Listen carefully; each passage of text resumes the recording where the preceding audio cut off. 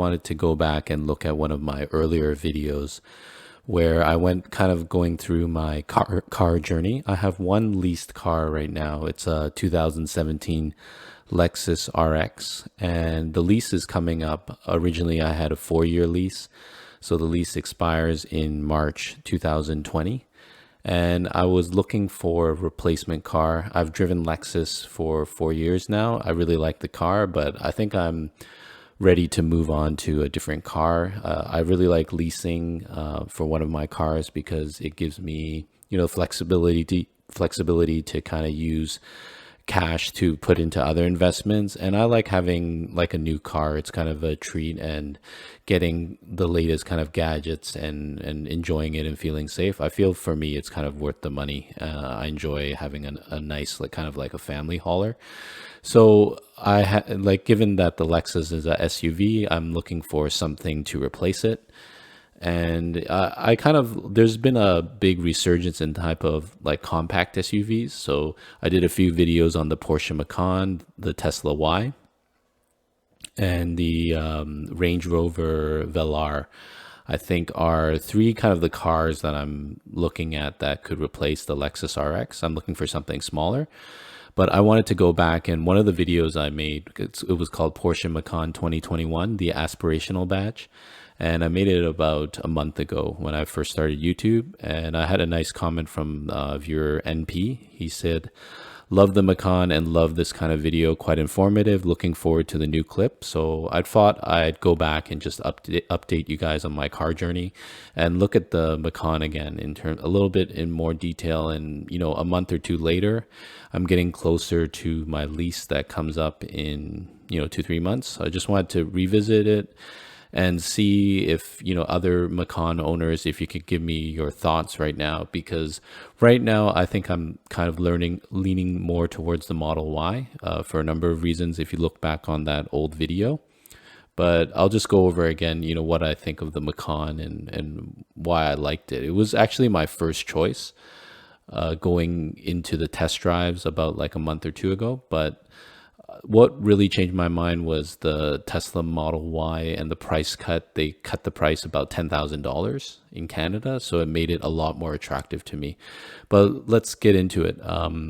Another thing I wanted to mention is that ever since my test drive about 2 months ago, Porsche has been very, very aggressive in terms of sending me promotional emails that they haven't done in the past. About a year ago, I looked into leasing or buying a 911, and I called a few dealerships, two other dealerships, and spoke to salespeople. And one of the salespeople, they didn't, over the phone, they didn't really even give me the time of day to entertain me in terms of, what would, if I wanted to pay cash or lease it, if there was any type of promotion. So they pretty much ignored me. So then COVID hit, and my lease was coming up, and I was more interested in the Macan over the Cayenne just for size. And they were really aggressive in terms of contacting me again, emailing me again, and sending me promotional emails saying that we've cut lease rates. So it's really interesting to see how times have changed. I think I haven't looked at all the exact up-to-date sales data, but I think that Volkswagen AG Group and Porsche is not doing particularly well if they're pursuing customers like me so aggressively, which they haven't done in the past. And there was also very interesting news in terms of Volkswagen AG, in that they own a lot of other brands, but they're kind of selling them off, such as obviously these expensive one-off manufacturers like Lamborghini and Bugatti. So there was news that they were looking for potential buyers for Lamborghini and Bugatti, and that they could use these potential sales to raise cash and, really double down more on the EV market to, potentially go up more against Tesla, and also to, I think, stay ahead of the pack in terms of like the domestic cars like Ford and whatnot. And you have a lot of competition from China coming, like NIO. I think NIO is a very exciting company, and they have a lot of interesting cars that are coming. Whether that's adopted by the US market, we'll have to see. But I would, if NIO comes to North America, I would definitely consider their cars. I think their cars, the quality is pretty much up there with Tesla. You go take a look at some of their cars on YouTube.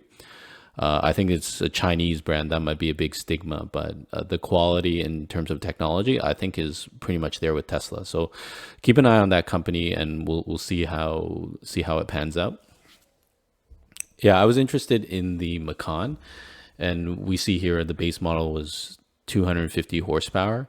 I read a lot of reviews, and they basically said it's underpowered online, but I think a lot of the reviewers don't look at the standpoint in terms of the purchaser being from everyday user. Like, I'm not going to take it on the track or gun it and try to get a 0 to 60 time in 3 to 4 seconds in some artificial environment. Like, I think the reviewers leave a lot of they forget the aspect from an everyday buyer. So that's where I think my perspective can add value. That you'll see a lot of reviewers basically say, you have to go to the Macan S or higher. But I think 350 horsepower is a bit unneeded for a family hauler. And especially it kind of drives up the base price materially about $6,000. But it was very fun to drive. I drove the Macan and the Macan S in the test drive. I mean, if you don't mind spending the extra $7,000 and getting a whole lot of performance, it is very intriguing. Like, but to me, I had two kids. My wife is primarily going to drive it. I don't need a super fast car. I think this was plenty. On my test drive, I drove both. It handled great, very, very responsive. It handled like a car. And these are more for the enthusiasts. Obviously, the price goes up $8,000 to $10,000 per trim, and maybe you get another 50 horsepower on the GTS and the turbo. So I really like the car. It's beautiful. The styling, I actually think this is one of the best styled Porsches besides the 911 in terms of looks. Obviously, that's entitled to everyone's opinion, but I think it's the second best looking Porsche otherwise than the 911. The drive, like I mentioned, the drive interior, I loved it. It was beautiful. And the styling and the price point, I think Porsche did a really good job to bring the pricing down to this in Canada 50-60K. In the States, I guess it would be equivalent to like 40-50. But I think that's a sweet spot where interest rates are low right now, and people will look at their monthly payment and say, hey, I can put zero down and potentially afford $600-700 a month, and I can drive a Porsche, which is, to me, it's an aspirational brand. I'm in my 30s, so when Porsche was around in the 90s, it was a very iconic, obviously very high level brand. And I think as the years gone by, Porsche's trying to grow their brand and lower the price effectively. So you'll see that the prices haven't really increased that much against inflation in terms of real terms. So, they're obviously trying to generate a lot more sales by lowering the price and, making SUVs like the Macan, the Cayenne, and the Panamera available to more people. So yeah, and the interior was gorgeous. I love that they had this updated screen. The buttons I find were a little bit annoying. I found they had way too much going on here, too many buttons. And if I got the base or the S, I found out that a lot of the buttons would be just covered over with like a plastic cover. So it kind of didn't really look that nice because you can see that there's a lot of options that are missing, and some people might not like that. And I didn't like the fact that there was basically a carved out button with nothing labeled on it. So it ends up making a really nice interior kind of like, it's a small point, but it made it less attractive in that way. The rear seat was I saw a lot of reviewers also complain that the rear seat is too small, but I'm someone who's like 6 feet, and I sat in the back seat very comfortably. So I really like this car. The back seat was, very suitable for, hauling 4 people. If you had teenagers, my kids are young, but if you had older kids, like 2 adults, then you might want to get a bigger car. But for short-term drives, I think the price point and the drivability of a smaller car really outweighs that interior to the back. Yeah, as I said, in 23, 24, Porsche will be going all electric. So it'll be interesting. They'll be changing it to, I think, a face that will match the Taycan a little bit more closely. And the Porsche Macan right now is still in its kind of first gen of production. Like, it hasn't really changed material besides the 2020 facelift in the back, where they have a one neon light that's like a 911 style. And there's just been minor updates. So that this is a kind of a big negative point for me still. It's still kind of a generation from 2015 that hasn't been materially refreshed. So another point to why I like the Model Y better. Yeah, and I mentioned before that they're going to be selling. They're looking for buyers for Lamborghini and Bugatti essentially, and maybe even Bentley. The rumor is to kind of fund more research and development into the EV field. The other thing that really bothered me, maybe you guys can tell me, is I'm going to be leasing this car, but I found a lot of recalls in terms of the like gasoline, the gasoline hoses, the piping, the fittings, and general like fuel pump leakage.